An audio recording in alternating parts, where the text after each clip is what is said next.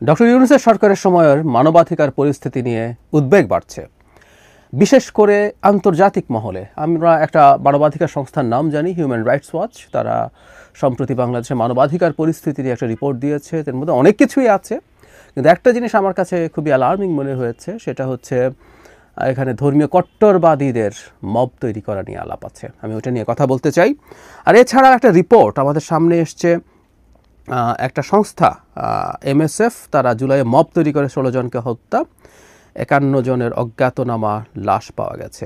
জুলাই মাসে অন্তত 51টি গণপিটুনি বা মব সহিংসতার ঘটনা ঘটেছে। এতে অন্তত 16 জন নিহত এবং 53 জন গুরুতর আহত হন।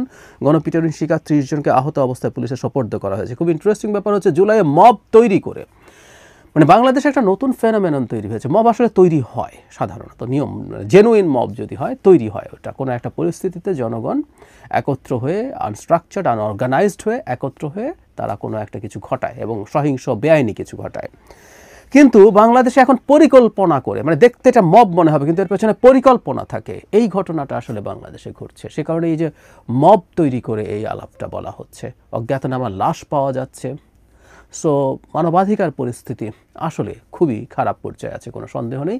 এবং এর শতভাগ দায়ভার সরকারের আইনশৃঙ্খলা রক্ষাকারী বাহিনীর ব্যর্থতা, এটা নিয়ে কোনো কনফিউশনে কিছু নেই। সরকার সেটা আদৌ ঠিকঠাক মতো চায় কিনা সেটাই হচ্ছে প্রশ্ন। হিউম্যান রাইটস ওয়াচের হেডলাইনটা এরকম করেছে প্রথম আলো, শেখ হাসিনা দেশ ত্যাগের 1 বছর পরও মানবাধিকার সংকট প্রকট।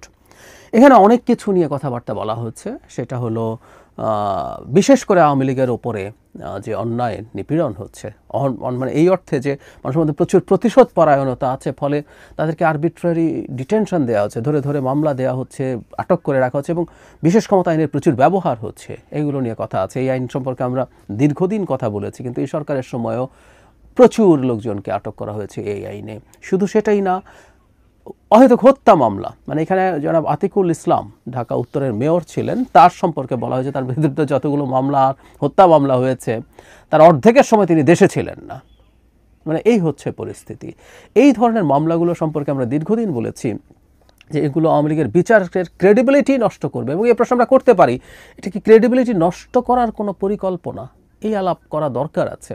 আমরা নিজেদের মধ্যে কথা বলতে বলতে এগুলো আস্তে আস্তে আন্তর্জাতিকীকরণ হচ্ছে। ফলে যেটা হবে যে জামায়াতের যুদ্ধাপরাধের বিচারের সময় আমাদের যেটা হয়েছে, সেটা যেটা বলতাম যে তাদের বিচারটা ঠিকঠাক মতো না হওয়ার কারণে তাদের এখন বেশ গলা চড়ছে যে তারা এই ধরনের কোনো অপরাধে জড়িত ছিলেন না।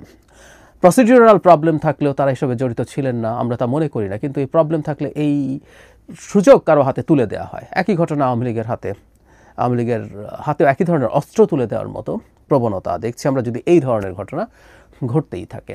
এটার কথা বলা হয়েছে। কিন্তু আরেকটা জায়গার যদি আসি, এখানে দীর্ঘ সময় তারা এটা নিয়ে কথা বলেছেন।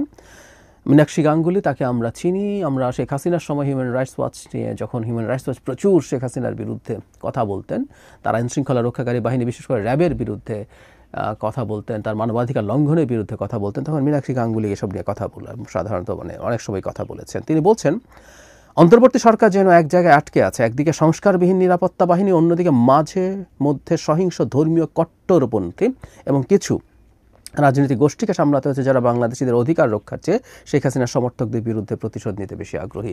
ধর্মীয় কট্টরপন্থীদের সম্পর্কে পরবর্তীতে বিস্তারিতভাবে বলা হয়েছে, তারা বিভিন্ন ক্ষেত্রে নারী, ধর্মীয় সংখ্যালঘু বা অন্যান্য সংখ্যালঘু সম্প্রদায়ের ওপরে তারা নানা রকম আক্রমণাত্মক আচরণ করেন, আক্রমণাত্মক পদক্ষেপ নেন। এই আলাপটা করা হয়েছে। আমি বিশেষ করে ধর্মীয় কট্টরপন্থীদের ব্যাপারে দীর্ঘদিন থেকে কথা বলেছি, শুরু থেকেই কথা বলেছি। বাংলাদেশ ধর্মীয় কট্টরপন্থীদের হাতে চলে গেছে বা ডক্টর ইউনূসের সরকার ধর্মীয় কট্টরপন্থীদের সরকার, এটা আমি মনে করি না, কোনো সন্দেহ নেই। কিন্তু বাংলাদেশে এইরকম একটা ন্যারেটিভ তৈরি করার জন্য, বাংলাদেশে এই ধরনের একটা পরিস্থিতি তৈরি হয়েছে, এটার জন্য যথেষ্ট ঘটনা ঘটে বা ঘটানো হয়, আমরা এভাবেও বলতে পারি। আমরা দেখেছি নিউ ইয়র্ক টাইমসের যে রিপোর্ট, যেখানে বলা হচ্ছে পোস্ট শেখ হাসিনা পিরিয়ডে ধর্মীয় কট্টরপন্থীরা একটা ওপেনিং দেখতে পাচ্ছে। মানে ওখানেও বলা হয়নি এটা দখলে চলে গেছে, কিন্তু তারা একটা সুযোগ দেখতে পাচ্ছে। এই পরিস্থিতি তো আসলে বাংলাদেশে বিরাজ করে। হিউম্যান রাইটস ওয়াচও এখন এটা নিয়ে অ্যালার্মিং দিচ্ছে।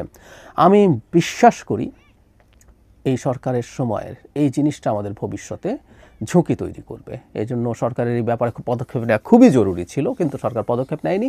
এবং সেটা কেন নেয়নি সেটারও একটা অনুমান আমি অনেক আগে থেকে করছি, যে এই গোষ্ঠীটাকে সরকার আসলে হাতে রাখতে চায়, হাতে রেখে তারা কখনও যদি প্রয়োজন হয় মাঠের ফোর্স হিসাবে মাঠে নামাবে। নির্বাচন নিয়ে যদি শেষ পর্যন্ত কনফিউশন তৈরি হয়, সেটার দাবিতে যদি নির্বাচন পাওয়ার দাবিতে যদি বিএনপি এবং তার সমমনারা মাঠে নামে, তাহলে তার বিরুদ্ধে একটা কাউন্টার ফোর্স হিসেবে এদেরকে ব্যবহার করার একটা সিদ্ধান্ত সরকারের সম্ভবত অনেক আগে থেকেই আছে।